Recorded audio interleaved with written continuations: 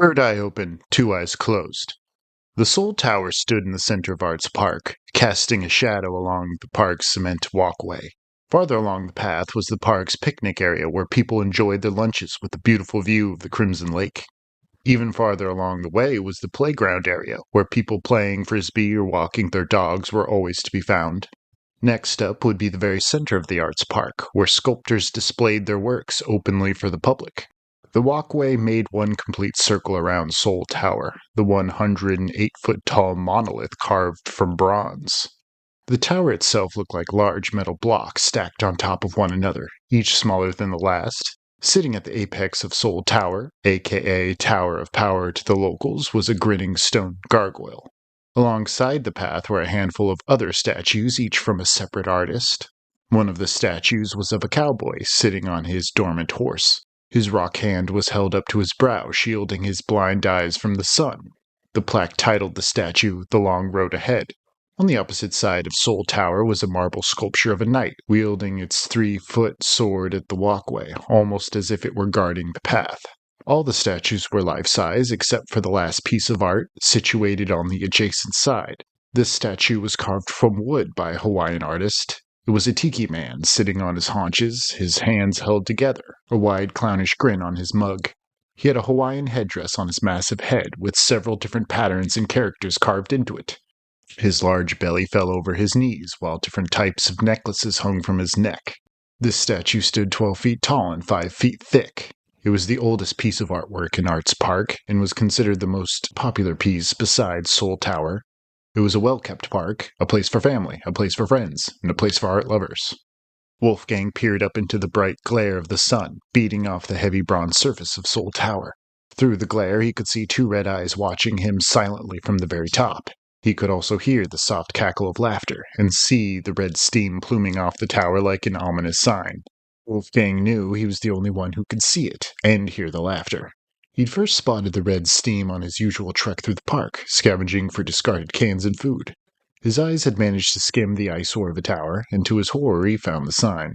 Wolfgang practically lived in the park, since he didn't have a place to sleep at night. He enjoyed watching the people come and go, toting small children and guiding healthy pets along the grounds. The air almost seemed fresher there, like a bubble was set over the grounds to protect it from the outside poisons. Arts Park became a refuge for him to clear his mind and forget all the festering troubles apparent in his lost life. He'd made sure to spend at least an hour there a day, in hopes of again rekindling that happiness he had long forgotten he had. The park was the very last place he ever thought he'd see the sign. Something terrible was about to happen. He knew the steam was fresh because it hadn't been there the day before, and he was cursed with the knowledge of what it meant. Wolfgang stroked his thick beard nervously as he locked eyes with the thing on top of the tower. He had salt and pepper shoulder-length hair, stringy and greasy from his lack of showering. That day he wore a tattered blazer over a stained tank top and kneeless jeans. He had recently been laid off and didn't have much he could call his own. All he had was Arts Park, but now it was different. Now Arts Park was the last place he wanted to be. Wolfgang had always thought his powers to be gone, but now the red steam proved he was mistaken. They were back, meaning someone was about to die. He had seen it happen once before, but he wasn't going to let it happen again. By God, he was going to do something about it. Yet, that scared him most of all. He waited patiently at the base of the tower, his eyes shut tight. He inhaled heavily and opened his other eye. He recoiled backward as the eye split open, revolving like a mad spinning ball. Wolfgang strained to regain it, trying to recover from the terrific pain in his head. "It's been a while since I last opened it," he thought. "It's been a while since I've even been able to." He took another steady breath and let his third eye focus on the red mist above his head. He was forced to remember how seeing through his eye was like looking through a fishbowl. At the top of the tower he saw something stir inside the mist, and knew it to be the gargoyle. Two red, piercing eyes bore down on him, a long forked tongue flitting through the scarlet steam. Wolfgang ignored it and got back down to business. Using the third eye inside his mind, he was able to feed off the red mist emitting off the gargoyle. Then an image of a woman shot into his mind like a clicking slide. The woman was sitting at a long table, candles flickering around her, and her eyes were closed. She called out to someone.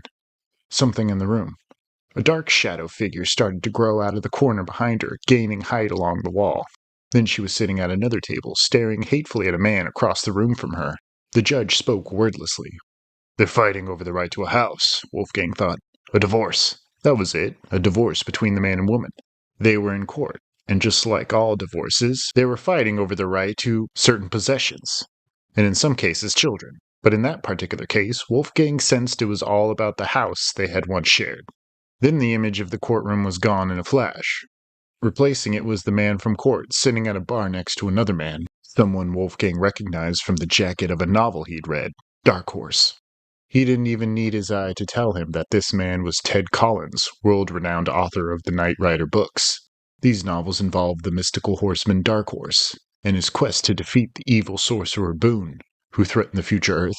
Wolfgang had read the books and was pleased to find out that Ted would soon be publishing the last installment of the series. But how was he involved? Suddenly the bar was gone. There was only black before another image surfaced. Wolfgang gasped as the woman from the courtroom was falling downwards, a noose around her neck. He saw the snap of the rope, and Wolfgang watched her eyes bulge, her pink tongue protruding from her pursed lips. Wolfgang snapped open his eyes, cutting off the contact established within his mind. He looked up into the red fog, searching for his new enemy. The gargoyle was hidden at the moment, but Wolfgang knew he'd see it again. He knew what he had to do. He had to find Ted Collins. Ted leaned back in his seat, tapping his fingers absently across his desk. He couldn't help but smile. He was finally near the end. He was close to the final chapter in his Knight Rider series. It was going to be a hit, and it had been long awaited. Yet Ted was stuck on one final question. How was it going to end? When Dark Horse came face to face with his nemesis Boone, who would prevail? He had put the last book of his series off for as long as he could, in the realization that there wasn't a suitable ending. But after being hounded for the longest time by his editors, he announced he would finally finish the saga. Now Ted was at the point he had always feared. He was at the last chapter. Dark Horse was about to battle Boone, and he had no clue where to go from there. The smile on his face was gone in a flash. His mind hadn't even been on the Knight Rider books for the past year. He'd let his third and final novel, titled Boone, slip out of his thoughts, and for good reason. Ted closed his eyes, suppressing tears through his thick palms. No, I don't want to go back, Ted thought fearfully. It was too late. His mind was already delving into the deepest pit of his subconscious. He had only been going to the market that day, 1 year ago. It was just a trip to get a fresh stock of milk from his apartment. He was always a decent driver, hands at 10 and 2, and his foot just hovering over the brake pedal. But that day a single street merchant, playing the fiddle to a circle of spectators, was enough to avert his eyes from the road.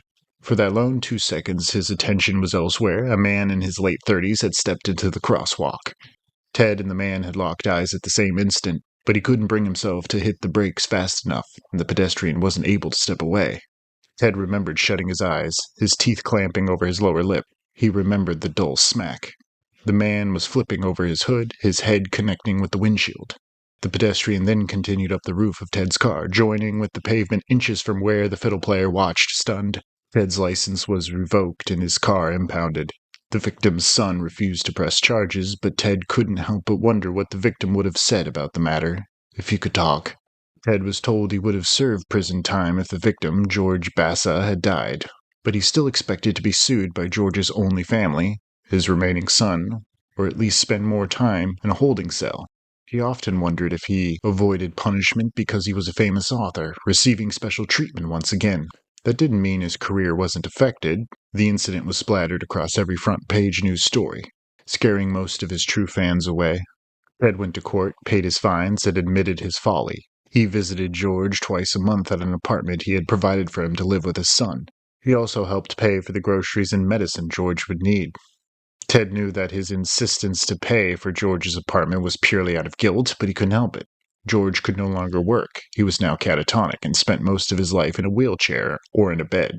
He couldn't speak, move, or even give any indication of his consciousness, besides blinking his eyes, the cold, blank eyes that haunted Ted's dreams. Piercing ring of his office phone caused Ted to shoot up from his daydream. He answered the phone to find his friend Cody Shan on the other side. He bore good news, which put Ted's troubled mind at temporary ease. Cody's divorce settlement was now over. Not because of the court's decision, like Ted at first thought, but because his ex-wife had taken her own life at her parents' house. Wolfgang used his third eye, via most of his strength, to find Ted's location on Burberry Street, right there in Redstone, Colorado. He stepped up onto Ted Collins' porch, placing his hand on the front door. He felt that helped him to sense what was beyond it. He took in another shaky breath, opening his third eye, which burned like a fiery ember. He concentrated his eye on the door. Seeing beyond it, there he found Ted sitting at a desk, talking on a cordless phone. Again, Wolfgang couldn't hear what was being said, but he knew Cody was explaining to Ted his wife had just killed herself. Wolfgang opened his eyes, knowing time was drawing dreadfully short. He had to act quickly, if Cody was to survive. He knocked on the door, and soon Ted was standing before him, looking grave, and toting his car keys. Yes, he asked, his eyes analyzing Wolfgang's disheveled appearance. Listen, Ted Collins, and listen closely, Wolfgang began. Cody Shan is in great danger, and if you want to save him, you have to hear me well. What? Rebecca Shan has killed herself and is going to seek restitution from beyond her grave, Wolfgang said bluntly. If we're lucky, she hasn't started yet. Listen, I don't know who you are, but I saw it happen, Mr. Collins. I saw your friend die, Wolfgang almost shouted. You have to trust me. He will be murdered tonight unless we do something about it. You saw into the future. Can I come in? We must talk. Ted only stood there, transfixed by Wolfgang's story. Part of him even seemed to consider it, but his mind kept switching back to his distraught friend. Wolfgang watched Ted's hands go for the door. I'm sorry, Ted began, but he stopped, watching the homeless man close his eyes and furrow his brow in deep concentration. Wolfgang used his eye to reach out to Ted's mind like a radio signal. You must listen. Cody dies tonight, and only you can help him. Ted whiplashed backward as if he were struck. He stared at Wolfgang fearfully and saw the truth in the homeless man's face. He stepped back, opening the door as wide as it could go. There was still doubt and suspicion in Ted's eyes, but Wolfgang understood. Ted led him inside, and they sat down with fresh cups of coffee in hand. They stared at each other across the kitchen table. That was your voice. In my mind, Ted persisted. How? Listen carefully. There are many astral planes a person may find themselves after they die, and there are certain spirits, elementals, demons, who have found the strength to create their own planes and rule over them like gods. There is one in particular, a strong entity, that has reached out to Rebecca in her time of suffering. His name is the White Man. His realm, or platform, is called the Passing Zone. He is able to contact directly with people on this material plane, growing strength from pain, anger, and suffering. For a long time, Rebecca has been a sad woman, am I right? The White Man has visited her on many occasions, promising her happiness in this world, and then she started reaching out to him. Still with me, Mr. Collins? Wolfgang paused to watch Ted silently nod his head. She has made a deal with the White Man to destroy Cody. He will send out his associates, also known as the Aquas, to this earth, and they will find your friend. They can make his death look as simple as a heart attack. What can I say to that, Mr. Call me Wolfgang. Fine. This is ridiculous, Mr. Wolfgang, Ted snapped. Do you take me as a fool? What you're suggesting is an afterlife hitman, am I right? Wolfgang sighed, nodding his shaky head. You heard me speak inside your mind, and still you doubt me. Absolutely ridiculous, Ted concluded, gulping up the rest of his coffee. Will you at least let me finish? No, I must be. Ted had begun to get up from his seat, but Wolfgang shut his two eyes and opened his third again. He reached out to Ted a second time, thrusting an invisible hand at his chest. Ted was sent backward into his seat, arms thrown up into the air, his face stony, eyes bulging. Let me finish, Wolfgang said carefully. Ted nodded, hands still frozen above his head. You can give the White Man the name of anyone that has done you wrong on the earth, either someone who has murdered you, or stiffed you out of something, or what have you. There are limitless explanations for the White Man's business. Business? Ted offered. Yes, and once you go into business with the White Man, he promises you eternal paradise, but Rebecca's soul will be forever damned to live with him. So, really, you're condemning your own soul in the name of revenge. But that's enough for some people, and this is what Rebecca has done. She's inflicting her vengeance on her ex-husband. I've seen her speaking with the White Man himself. How? How could you know all this? Ted asked, but realization crept over his face. It's how you spoke to me in my head, and how you pushed me, isn't it? Wolfgang nodded. I have a rare ability, Mr. Collins. I like to think of it as a third eye. I'm able to see things others can't. I can see things before they happen and see into people. With the eye, I was able to learn all about Cody's divorce, the White Man and the Aquas, and even see them for myself. I also used it to find where you live, Ted. It's like an all-purpose guidebook, Ted chimed in. So, if I were to believe you, Mr. Wolfgang, how could we stop it? Ted said. Well, the deal with the white man is already in progress. The Aquas should be after your friend tonight. Invisible, with only one mission. The only way to stop it now is you have to visit the passing zone and trade one soul for Cody's, Wolfgang replied darkly. Trade a soul? Ted blurted, clutching his coffee mug tightly. What do you mean, trade a soul? You will use me, Ted, don't worry, Wolfgang said, patting Ted's flexing hand. By now the white man knows I'm interfering with his business, so he may try to kill me. You'll use me to save Cody before he can. I can't. I won't, Ted stammered. You will. Now listen, in Arts Park there is a gargoyle statue that is giving off a red mist. That is a sign of where the Aqua will rise. The same Aqua that will murder Cody. You see, Arts Park is above some kind of portal to the passing zone, and the Aquas can only rise from the ground never seen. In other words, the ground a statue stands upon. A statue? It almost sounds like the statues are alive in Arts Park. When the time comes, the gargoyle on top of Soul Tower will step aside, so the Aqua can emerge to find your friend, Wolfgang concluded. Oh my god. With my third eye, I can often see the statues move, breathe, and talk. I can see the red mist and even tap into it to find out who the Aqua is after, Wolfgang said. Before Ted could reply, he began again. Yes, when people look at the pieces in Arts Park, they'd be surprised to know they're being observed as well. Only with this third eye can you see them move? Wolfgang nodded. How do I get to the passing zone? Ted asked, but he thought he already knew the answer. When the gargoyle steps aside and the Aqua emerges, you will pass through the ground unseen to the passing zone. The only way to do that is to open your third eye. Wolfgang finished, licking his mug clean. How? Wolfgang reached across the table and laid his gruff hands on Ted's cheeks. Ted looked solemnly back at the homeless man. Wolfgang closed his eyes once more. Close your mind. Close it now, Wolfgang said inside Ted's head. Ted watched amazed as Wolfgang's forehead split apart, revealing one glorious golden eye that shone with harsh intensity. Ted wanted to narrow his own eyes through the terrific brightness, but found he could not. He stared into the beautiful eye, getting lost in it, falling away from reality. All he remembered was the gold eye blinking once and then black. Inside his dream, Dark Horse rode over to where he sat. The hero pulled his green hood away from his bald head, and Ted recognized the deep blue eyes he had always written about. Dark Horse smiled down on Ted and offered him one gloved hand. Ted took it, and Dark Horse hauled him to his feet. It mustn't be Wolfgang, Dark said in a voice precisely like Ted's own. You will be left behind. Then who? Ted asked. The horse whinnied, and Dark Horse gave Ted one quick salute. Watch out for Boone, and remember only you can finish the story. Then Dark Horse changed into George Bassa. George was in chains and strapped into a straitjacket, frayed and tattered with age. He looked down on Ted from atop the horse with sad eyes, which were very much alive. He broke into a smile, and Ted burst into tears. I forgive you, Ted. I do, Bassa said. Then the horse galloped away. Ted shook himself awake. He was in the front seat of his own car. Wolfgang was behind the wheel, driving him through the open gates of Arts Park. Wolfgang smiled at him. Time to finish this. You ready? He asked. Yeah, Ted answered. He suddenly remembered the golden eye burning from Wolfgang's forehead.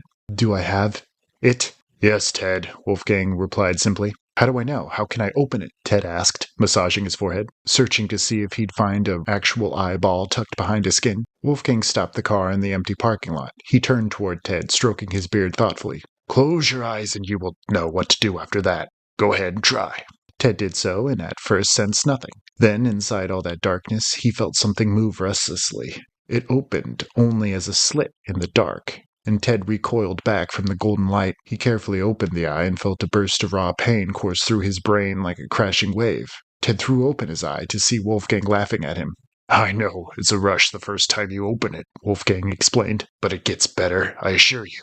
I saw you through my mind, Ted attempted. Don't beat yourself up with trying to explain it, because it's a lost cause, Mr. Collins, Wolfgang said, stepping out of the car. It was dark out, around 10 o'clock. All the park visitors had left by now, and Ted had the sinking feeling that it was over, that the Aqua had already found Cody and left him dead on his floor. No, it hasn't happened yet, Wolfgang said, reading Ted's thoughts. I checked on Cody 10 minutes ago with the eye, and he was eating dinner at his house. I can see Soul Tower from here, and the red steam is still there. Ted followed Wolfgang's gaze and spotted the thin plume of steam rising from the top of the tower. He marveled at the stone gargoyle, which was shining a heavy orange. He half expected the gargoyle to start moving and talk to him like Wolfgang had earlier hinted to. You can only see them when you open your third eye, Wolfgang said. With that, Ted closed his eyes and carefully opened the other. Another ripple of pain coursed through him. Then he was staring up at the gargoyle, which seemed to swim and stretch as if he was looking through a heavy lens. The statue turned its head toward Ted, its eyes brighter than two headlights. A forked tongue rolled through its slack jaw, blood coursing down its chin in streams. The two of them crossed the grounds and stared up from the very base of the tower. Ted peered around the area to see a stone horse. He thought a cowboy had always sat on the horse's saddle, so he immediately opened his third eye, but he could not make out where the other half of the sculpture had gone. "They know what we're trying to do. The white man has informed them," Wolfgang said inside Ted's mind. "Don't mess around in old business, Collins. Don't you dare." The gargoyle spat from above their heads. It started to belch blood onto its perch, beady eyes full of malice. Ted wanted to open his eyes again just to cut off the stone gargoyle's gaze. It seemed to pierce into his soul, infecting it somehow.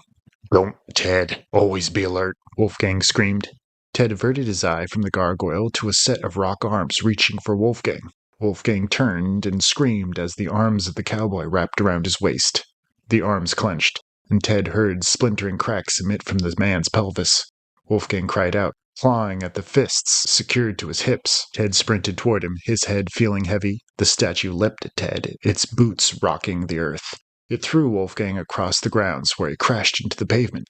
The cowboy's face broke open into a petrifying grin, eyes red, blue mist exhaling from its carved nose. One stone fist went flying at Ted's skull, and he did the only thing he could think of. He opened his third eye as wide as he could and sent one explosive thought at the living statue. The cowboy grimaced, and its head cracked down the middle. Then it collapsed in a shower of dust, only its large boots standing perfectly intact. Ted ran to Wolfgang, who was coughing up blood and heaving violently. He was trying to regain his feet, but his pelvis was so twisted, he collapsed onto his back, crying out in pain. His eyes were still closed, and Ted guessed he was trying to contact him.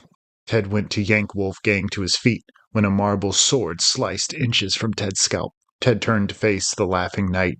It stabbed at Ted with its heavy sword. Ted dodged it, falling onto his chest next to Wolfgang. The knight lifted one armored foot, threatening to crush their heads in. Tiny scarlet eyes peered out at them from the darkness of its helmet. Wolfgang laughed at the marble sculpture, eyes closed, his brow furrowed in concentration. The knight screamed furiously and crushed its boot into his gut. Wolfgang opened his third eye as wide as possible, and the statue's torso disintegrated. The rest of it fell on top of Wolfgang, pinning him into the concrete. The sword buried itself in the soft grass with delicate ease. It screamed at Wolfgang, but the man did not answer. Then he looked around once the ground started to shake. He watched the massive tiki man carving hobble in his direction, spitting blood through its wide grin. Ted shot Wolfgang one last look before sprinting to Soul Tower. He climbed up the base of the tower, heaving his body onto the first shelf. The statue struck the tower, causing it to rock on its foundation. The tiki man roared, crashing into the base a second time. Ted reached up to the nearest block and lifted himself onto it. He slipped, but was able to regain his balance and continue his climb. Once he was one block away from the peak of the tower, the gargoyle squealed and flew away from its perch in a gust of cool air. In its place, a black creature rose from the tower, with yellow glowing eyes, and a long face with a hose for a mouth. To Ted, it looked like the Aqua was wearing a gas mask. Its long skeletal arms reached out and pulled itself from the open portal. From its snout came a cloud of black smoke as it breathed. It never gave Ted a glance as it spread its long bat wings and took off into the dark night in search of Cody. Ted's time was now dangerously limited. He pulled himself onto the top of the tower, the wind blowing back his thin hair. He stared down into the portal, which looked like a long black tunnel, winding and turning without end, the only way to the passing zone. The gargoyle suddenly swooped down on Ted, bearing long fangs and hooked claws. Ted ducked, toppling into the portal head first. In the twisting tunnel he felt as if he were a record, flipping onto its second side. When he stopped spinning, he saw that he was in a place of white light. The ground was white all around him, stretching into the end of eternity. Here he didn't have to see with his third eye, so he looked around worriedly with crystal clarity. Then a man appeared before Ted, dressed in a long white robe, his bare feet revealed under its hem. A second glance proved that this was not a man at all, because the figure's head was a grinning skull with two black eyes. The white man crossed his arms and opened his mouth. From it came the scent of molding decay and rotting flesh. Beyond his teeth, Ted could see his gray, decomposing tongue. Ted recoiled away from the white man, and the figure laughed heartily. "This was a mistake, Mr. Collins, a big mistake," the white man said, his voice strong and booming. "And now you must die." He pointed a pale bony finger at the ground, and it split open between them, revealing a deep chasm. Beyond that crack, in the passing zone was darkness, hot air whistling out like a furnace. Then out of that crack climbed a man dressed in a purple robe, with black billowing hair, green malevolent eyes, and a full beard. He set his eyes upon Ted and smiled wickedly, unsheathing his sword. Ted's fictional character, the sorcerer Boone from his Knight Rider books, started toward Ted, laughing cheerfully. "I believe you two have already met," the white man cackled, arms still crossed tightly over his gaunt chest. Ted cried out, powering away from the intimidating swings of Boone's sword. "No, Ted, fight!" Dark Horse was standing at his side, holding his own sword out for him. Ted hesitated, but Dark Horse's stern eyes gave him the strength to take the weapon. Ted turned back toward his enemy, scowling at the sorcerer. Boone alarmed his battle cry, and they both locked swords. Ted slid out of the hold and stabbed at Boone's side. The sorcerer dodged Dark Horse's blade with ease. Ted barely escaped one swing from Boone's sword before slicing blindly in front of him. Ted's sword tore open Boone's side, and from the wound came thousands of scurrying beetles. Boone cried out, dropping his weapon. Ted found his chance and plunged the sword into Boone's gut. Suddenly Boone changed from the figment of Ted's imagination to a naked pink creature with two black bug eyes and antennae rising from its head. Its mouth consisted of long, jagged pincers, covered in black slime. The monster toppled backward into the crack in the passing zone, which too blinked out of existence, but the white man stood still, frowning tiredly. "Why fight? Your friend is already dead," the white man announced. Ted closed his eyelids and used his third eye to reach out to Cody. He was given an image of his friend settling down in his living room chair, but the aqua was dangerously close. "Liar!" Ted screamed, brandishing the sword at the white man. "I came to exchange Cody's life for another." "Who? The bum is dead," the white man spat. "Who, then? You?" "No, not me," Ted said with a sigh. "I may deserve it, but someone deserves it more than me." Then Ted sent a mental image to the white man, who must have received it, judging by his glower of hate. The world's oldest hitman nodded angrily, uncrossing his arms. "So be it, Collins, as long as I get something out of this," the white man replied. And just like that, he was gone, no doubt to inform the Aqua of the change in plans. Ted turned to thank his friend Dark Horse, but found he was also gone. Then the white man was back, standing next to a door floating in free space. Ted was given an image of the Aqua, passing through the door to George Bass's apartment. It floated into George's bedroom where he lay dormant, mouth open and blank eyes staring up at the ceiling. Then the Aqua placed its claw on George's forehead, and Ted saw his eyes close peacefully. Ted looked up at the door to see George standing beside it, in his pajamas, and blinking in confused flickers. His eyes fell upon Ted, and he smiled, tears trickling down his cheeks. He strode over to Ted and placed his hand on his shoulder. Ted watched him happily, tears in his own eyes. "Thank you, Ted. I hope your ending is as good as this," George said. George gave Ted one last smile. Before walking back toward the door, he took the knob and swung it open. He laughed at what he saw beyond it, and stepped inside. The door swung shut behind him. The white man floated closer to Ted, pointing an accusing finger at his face. "You messed an old business, Collins. My business. And I will close that eye of yours for good," he roared. The white man lifted one skeletal hand and slapped it across Ted's forehead. Again, Ted fell back, through time and space, black. Ted woke up to a cell phone call. He raised his head, dazed. It was still dark out, and he was lying in the grass of Arts Park, just below Soul Tower. The Tiki Man and Gargoyle were back in place, but not the cowboy or knight. All that was left of the cowboy was his horse and his empty boots, and the knight was nothing more than a collection of broken blocks. Ted could still see Wolfgang's legs and arms sticking awkwardly out of the rubble, hands open and feet together. Ted answered his phone mechanically, eyes welling up with tears. "Where were you last night?" Cody asked. "I got tied up in work. I'm finishing the book," Ted answered. His sorrow was quickly replaced with the relief of hearing his friend's voice again. "In that case, finish it quick so I can have first crack at reading it," Cody said with a hint of excitement. "Wouldn't have it any other way." Ted was only a few sentences away from the end of his story, but still wasn't sure how he was going to finalize it. So far, Boone and Dark Horse were locked in battle, both evenly matched. He suddenly remembered how George had laughed when he had opened the door. What had he seen on the other side? Ted shook his head. It wasn't for him to know yet. When it was finally his time, he'd probably laugh like George. Ted closed his eyes, searching deep inside himself for his third eye, but knew it was gone. That was just as well for Ted. He looked back to the screen of his computer, awaiting its finishing touch. Ted still didn't know how to conclude it, but maybe that was best. He smiled, starting to type. Both swords came together in a final clatter and a spark of light, and both gave way to the other. Dark Horse knew the truth of his swing. Boone knew the same. Although both bodies had crumpled to the earth, only one knew which way the coin had landed and what fate would greet the heavens with a smile.